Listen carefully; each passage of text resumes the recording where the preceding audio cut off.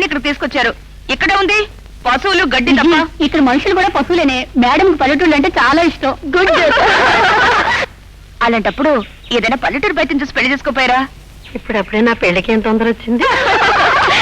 Sorry madam, ఇప్పుడు మీరు sweet 50 కదా? No, that is my weight. I am sweet 60. Bore కొడుతుంది, రావే ఏదైనా గేమ్ ఆడుకుందాం. రన్నింగ్ రేస్ పెట్టుకుందామా? Okay come on let's go. Madam గనుక ఫస్ట్ వస్తే మీ అందరికి మంచి పార్టీ ఇస్తాను. మేడం రెడీయా? ఓకే 1 2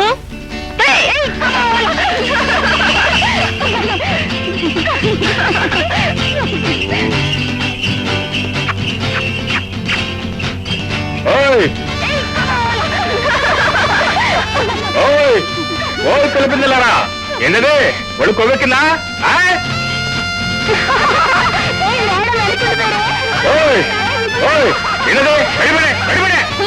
ఎవరు? నీ మొగుణ్ణి. పర్వాలేదు, చక్కనోడే. నీకా చెప్పేది చేనంత నాశనం అయిపోతే బయటపడే.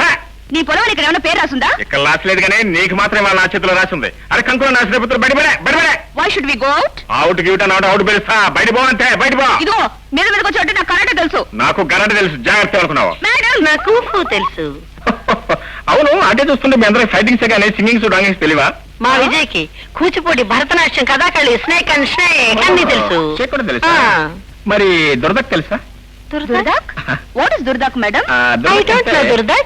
డాన్స్ లో అదొక రకం. గురుదక్షిణ లేకపోతే నేను చూపిస్తా. దీంతో 1 2 3 4 1 2 3 4 ఇక దురదక్ మొదలవుతుంది. అంతగా తగిలించండి. దురదక్ మహారాజ్కి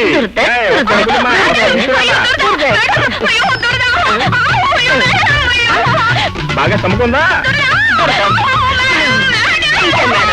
దురదక్ దురదక్ దురదక్ దురదక్.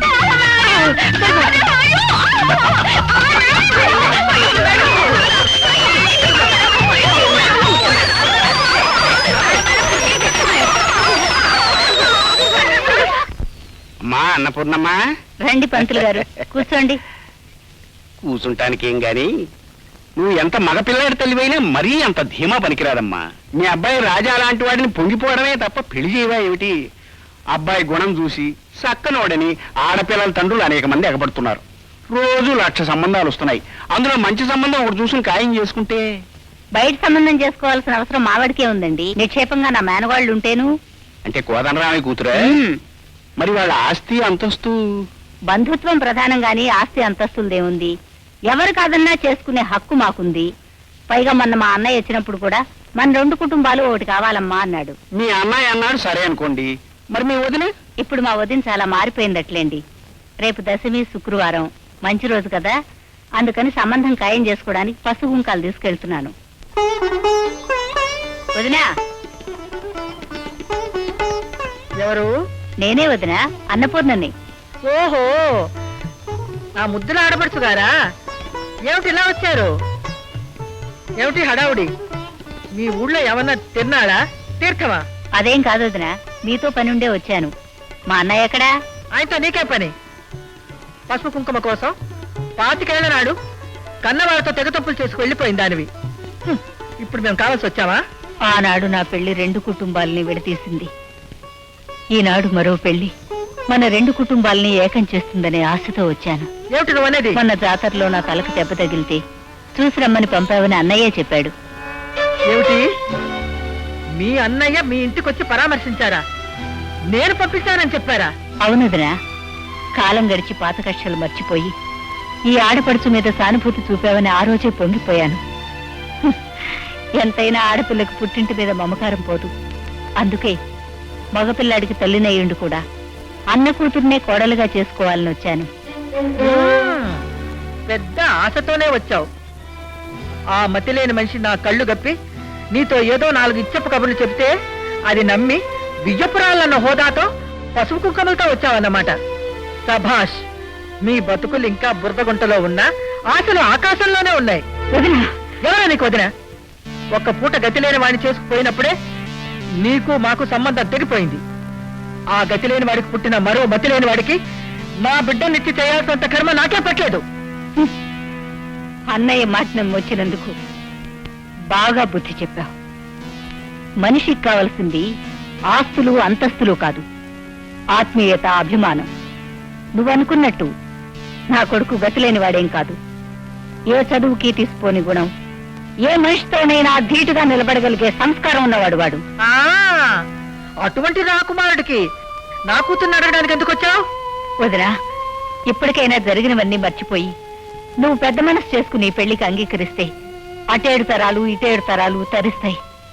ఆహా, ఆ తరాలు ఎంత తరించాయో బొట్టు చెరిగిన నీ ముఖం చూస్తుంటేనే తెలుస్తుంది. ఆ యోగా నా కూతురికి పట్టక్కర్లేదు. వెళ్ళు. వదినా, రక్త సంబంధం చంపుకోలేక వచ్చినందుకు నా బ్రతుకును వెక్కిరించినా పర్వాలేదు. నా కొడుకును మాత్రం శపించకమ్మా. వాడు ఆయుష్మంతుడు, యోగ్యుడు. నీ యోగ్యత, నీ కొడుకు యోగ్యత నాకు తెలుసులేవే.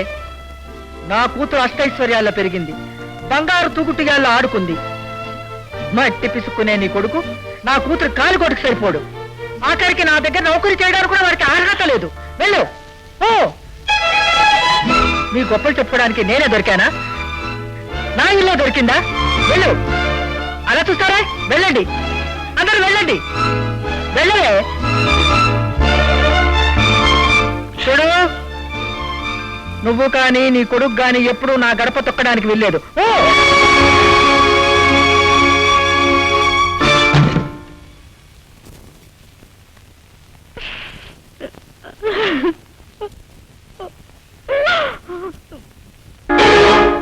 అసలు నికృష్టపు కుంభకెళ్లాల్సిన కర్మ నీకేం పట్టింది? పెళ్ళాన్ని చెప్పిన దానికి అలా డూడు బస్సులో తొలంచుకు తాళం వేసి మీ అన్న అభిమానిస్తాడనుకున్నావా? గౌరవిస్తాడనుకున్నావా? డబ్బుతో మదమెక్కిన వాళ్ళకి ప్రేమానురాగం అంటే ఏం తెలుస్తుంది? చేతులో ఈ అవమానాన్ని కొని తెచ్చుకున్నావు. కాలం మారటంతో పాటు మనుషులు కూడా మారుతారనుకున్నాను. మనస్పర్ధలు మర్చిపోయి ఉంటారనే ఆశతో వెళ్ళాను. కానీ నిన్ను అల్పాయుష్కుడు అని తిట్టిందిరా. తన కూతుర్ని చేసుకునే అర్హత నీకు లేదని, కనీసం ఆ ఇంట్లో నౌకరుగా ఉండే యోగ్యత కూడా నీకు లేదని ఈసటించింది. అదే బాబు ఉన్న బాధ. అంతా అయిపోయిన తర్వాత ఇప్పుడు ఏడిస్తే ప్రయోజనం ఏమిటమ్మా? ఆడపడుచును అవమానిస్తున్నా చూస్తూ కళ్ళప్పగించి ఊరుకున్న మీ అన్నయ్య ప్రేమేంటో అర్థమైందిగా. నువ్వేమన్నా అనరా? మొదటి నుంచి మా అన్నయ్యకి నేనంటే ప్రాణం. అన్నయ్య ప్రాణం ఇంకా తెలిసి రాలే. మమకారం అనవసరం పెంచుకోవద్దు. ఆ కొంప ఊసేత్తద్దు. ఇంతతో మర్చిపో. ఎందుకు మర్చిపోవాలరా? అన్న కూతుర్ని కోడలుగా తెచ్చుకోవాలని ఆశ ప్రతి ఆడపడుచుకి ఉంటుంది. ఆవిడెంత అడ్డుపడ్డా నా మేనగోడల్ని నా ఇంటి కోడలుగా తెచ్చుకునే హక్కును మాత్రం నేను వదులుకోను. ఎంత మేనకోడలైనా ఆతాంలో ముక్కే కదా. ఆవిడ ఇంటి కోడలై నిన్ను అత్తగా గౌరవిస్తున్న నమ్మకం నాకు లేదు.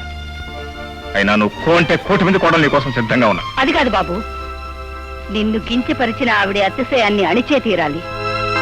ఆవిడ కూతుర్ని నా ఇంటి కోడలుగా తీసుకొస్తేనే నాకు జరిగిన అవమానానికి శాంతి. కన్న తల్లి అవమానాన్ని సహించి అంత నెత్తులు చచ్చిన వాడు కాదమ్మా నీ కొడుకు. నీ పట్టుదల అదైతే నీ అన్నగారి పెళ్ళం ఎంత ఆగర్భ శ్రీమంతురాలైనా ఆవిడ ఆభిషాత్యాన్ని అణిచి కనువిప్పు కలిగిస్తాను. నిన్ను అవమానించిన ఆవిడే మళ్ళీ నీ కాళ్ళ మీద పడి క్షమాపణ కోరేలా చేస్తాను. నీ మేనకోడల్ని ఇంటి కోడల్ని చేస్తాను. ఆహా, ఏషైన మాట అన్నా వాళ్ళుడు. అన్నయ్య, అవునమ్మా, ఇలాంటి వజ్రపు ఇలాంటి కొడుకుని కన్నా నువ్వు చాలా అదృష్టవంతురాలమ్మా. పెళ్ళైన 9 రోజుల నుంచి మీ వదిన మొహం మీద అనుకున్న మాటలని ఇవాళ నీ కొడుకు నోటంటూ వింటూ ఉంటే నా ఒళ్ళు పులకరిస్తోందమ్మా. కల్లా కపటం లేని నీ కొడుకు చిత్తశుద్ధిని, కుండ బదలు కొట్టినట్టు మాట్లాడే నిజాయితీని చూస్తుంటే మహారాణిలా విర్రవీగే నా పెళ్ళానికి బుద్ధి చెప్పే మనగాడు ఇన్నాళ్ళకి పుట్టడానికి గర్వంగా ఉంది. చాలా సంతోషం. నీ పొగడ్తలు కట్టి పెట్టండి. పొగడ్డానికి రాలేదు బాబు, జరిగిన పరాభవానికి పెద్దవాడినైనా నా చెల్లెలికి క్షమాపణ చెప్పడానికి, నన్ను అపార్థం చేసుకోవద్దని అర్థించడానికి. నాకు నువ్వు, నీకు నేను క్షమాపణలు చెప్పుకుంటే ఒరిగేదే ఉందిలే అన్నయ్య. ఇంకా వదినకి నచ్చ చెప్పి సంబంధం కలుపుకోవడానికి వచ్చావేమో అనుకున్నాను. చూడమ్మా, అసమర్థుడి ఆశలు అంతలోనే పుట్టి అంతలోనే టప్పని మలిగిపోయే నీటి బుడగలు లాంటివమ్మా.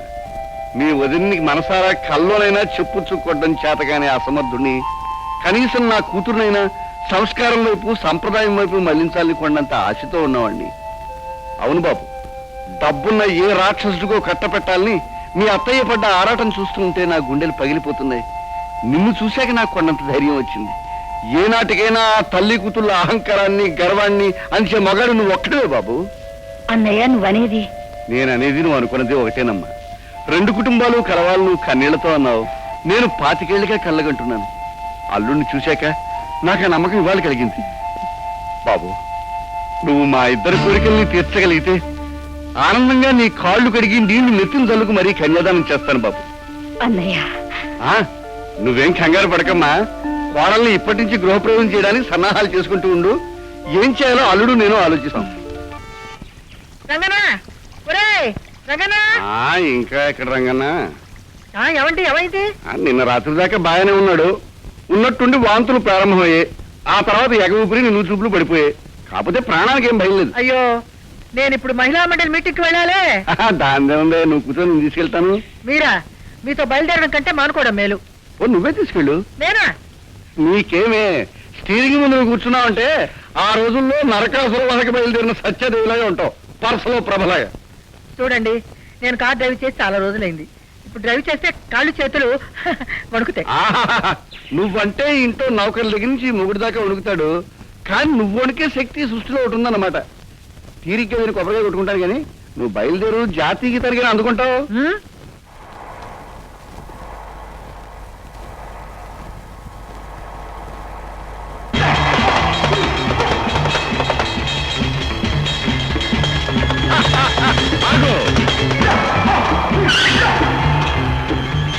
ఎవరు నువ్వు? కంపన్న దొర, సిరికోన ఏలికని. నా పేరు చెప్తే కాకులు కేకలు వెయ్యవు, ఆకులు కదలవు, పిల్లలు ఏడవరు, పిట్టలు నీళ్లు తాగవు, ఆబోతు రంకె వెయ్యదు. నీలాంటి చిన్నారి కూనలు కళ్ళప్పని చూస్తారు. ఇంత దూరం వచ్చింది నిన్ను వదిలిపోవడానికి కాదే, నిన్ను చెరపడతా. నిన్ను సిరికోనకి తీసుకెళ్లి అందాన్ని జుర్రేస్తా. ఇదెక్కడ గొడవ? చూడు, నీకు ఈ గాజులు ఇచ్చేస్తా, ఈ చైన్ ఇస్తా, ఈ కమలను ఇస్తా, తీసుకొని వెళ్ళిపో. నీ నగలేం చేసుకోను. మరి ఇంకే కావాలి? నాకు నువ్వే కావాలి. నా పలుకు, వయ్యారపు నడుము, నిన్ను చూస్తుంటే నా వయస్సు గుర్తుకొస్తోంది. ఈ వయసులో మళ్ళీ పెళ్లి చేసుకోవాలనిపిస్తోంది. నీకు దండం పెడతాను. చూడు, నాకు పెళ్ళైంది, తాళి కట్టిన మొగుడున్నాడు. వాడు కొయ్య కట్టిన పెళ్లి అయి ఉంటాడు. కాదు కాదు, దేవుడు లాంటి వాడు, చాలా మంచివాడు దొరా. మంచివాడైన అర్ధకుడితో నువ్వేం కాపురం చేస్తావు? నాతో వచ్చాయి, నా కోనకి నేను రాణించేస్తా, పగలే రాత్రిని చూపిస్తా. అదే నా పిట్ట, నా పూన, బంగారు పిట్ట. పెట్టా, నిన్ను వదిలిపెట్టా. నన్ను చూసి మా ఆవిడ భయపడి పరిగెత్తే రోజు ఈ జన్మకు వస్తుంది అనుకోలేదు. కంపన్న దొర జిందాబాద్. ఆగవే, ఎక్కడికి పోతావే పిట్ట?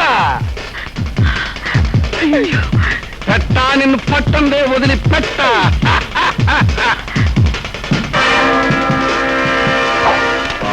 పిట్టల దొర. పిట్టల దొర కాదు, పెట్టల దొర. ఆ పిట్టను చెరపడతా. పిట్టలు చెరపడితే నిన్ను మట్టి కరిపిస్తా, నీ పొట్ట చీరేస్తా, చిట్టూ తవుడు చిరిపిస్తా. ఎక్కడ కొట్టున్నావు? కడుపకాల అయితే గుద్దు. కొట్టు బాబు, బాగా కొట్టు. ఆడిని కనపడితే వెంట పడతాడా దుర్మార్గుడు. నీ ఎముకలు విరిచేస్తా, చాలా మంది చూశాం. నీ పేగులు పీకేస్తా. చాలా మంది చూశాం. మరో దెబ్బ కొట్టాయి. ఎక్కడ కొట్టు? ఎడం కాలు మీద కాదు, కుడికాల మీద కొట్టాయి.